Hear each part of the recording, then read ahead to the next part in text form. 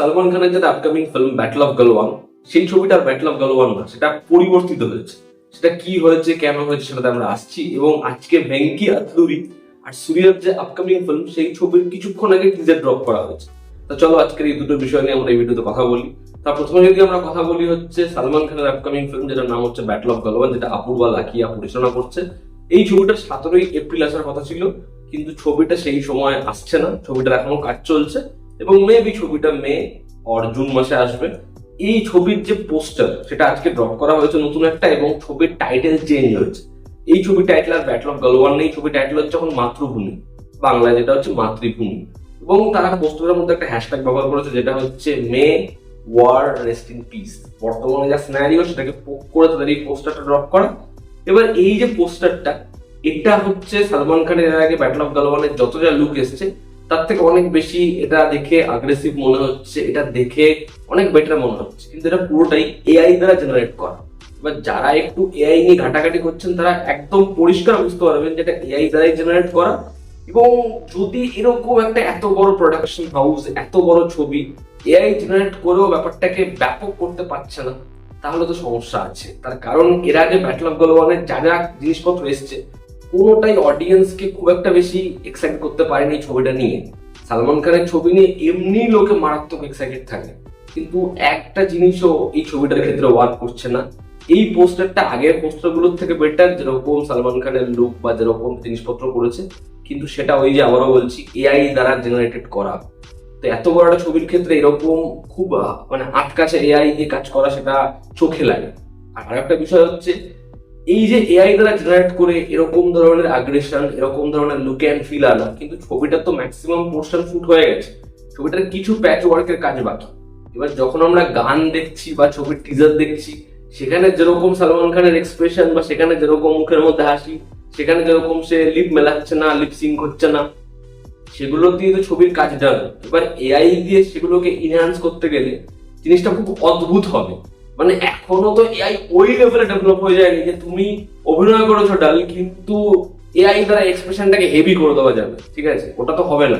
সালমান খানের যে এনার্জি নেই, সেটা প্রথম পোস্টার থেকে শুরু করে টিজার, গান, প্রত্যেকটা জায়গা দেখে বোঝা যাচ্ছে, যে কারণে এরকম ভাবে ক্রিটিসিজম ফেস করেছে। এবার তারা টাইটেল চেঞ্জ করে যদি ভাবে যে এবার ব্যাটল অফ গালওয়ান থেকে মাতৃভূমি করে দিয়েছি বলে লোকে হেভি এক্সাইটেড হয়ে যাবে, সেটা হবে না।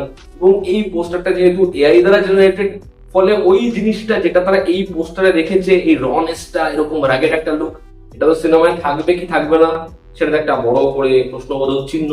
তার কারণ ছবিটার তো কাজ হয়ে গেছে। এআই দ্বারা তো আর সালমান খানের মুখে রাগ এনে দেওয়া যাবে না, সালমান খানের মুখের মধ্যে এনার্জি এনে দেওয়া যাবে।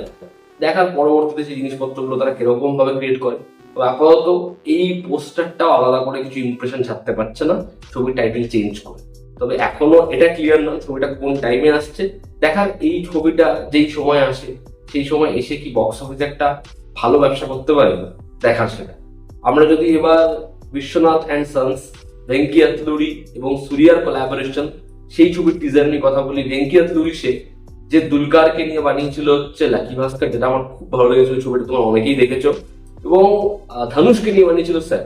তো দুটো ছবি তার খুব ভালো ছবি, এবং দুটো ছবি খুব ব্যবসা সফল ছবি। এবার সূর্যার বক্স অফিসে অনেকদিন ধরে হিট ছবি নেই, তো ভেঙ্কি আতলুরি এত ভালো ডিরেক্টর, তার সাথে কোলাবোরেশন, এটা কিন্তু বক্স অফিসে হিট একটা ছবি আসতে পারে। এবার এই টিজারটায় এর যে মূল দিকটা, সেটাকে খুব মানে ইগনোর করা হয়েছে, সেটাকে লুকিয়ে রাখা হয়েছে। এখানে সূর্যার যে ক্যারেক্টার, মেবি সে অলিম্পিক চ্যাম্পিয়ন বা সেরকম বহু কাউকে তৈরি করেছে যারা হচ্ছে এই গান ফাইট যেটা হয়, নিশানা লাগানো হয়, সেটাতে চ্যাম্পিয়ন্স। কিন্তু এগুলো সব 20 বছর আগের কথা। এবার তার খুব নাম হয়ে গেছে, তার ইনস্টিটিউশনের বড় নাম হয়ে গেছে, তাকে লোকে মানে, সে একজন আইকন। এবার সে এমন একটা মেয়েকে খুঁজে বার করছে, যাকেও হয়তো সে তৈরি করছে। এবার সেই মেয়েটা তার থেকে 20 বছরের ছোট, যে চরিত্রটা প্লে করছে এখানে নমিতা বাইজু, যে কে ভালোবেসে ফেলছে। এবার সূর্যের একটা পাস্ট আছে, সেটা মেয়েটাকে জানে, বাট তার সত্ত্বেও মেয়েটা ওকে ভালোবাসে। এবার এই 20 বছরের যে গ্যাপ, এদের মধ্যে কি প্রেমটা হবে, এবং সূর্য কি আরো একটা চ্যাম্পিয়ন তৈরি করতে পারবে, এই নিয়েই হচ্ছে টিজারটা। এবং টিজারের মধ্যে বললাম, ওই যে সূর্যের যে অ্যাম্বিশনটা, সেটাকে খুব এখানে ছোট করে রাখা হয়েছে, টিজারের মধ্যে লুকিয়ে রাখা হয়েছে।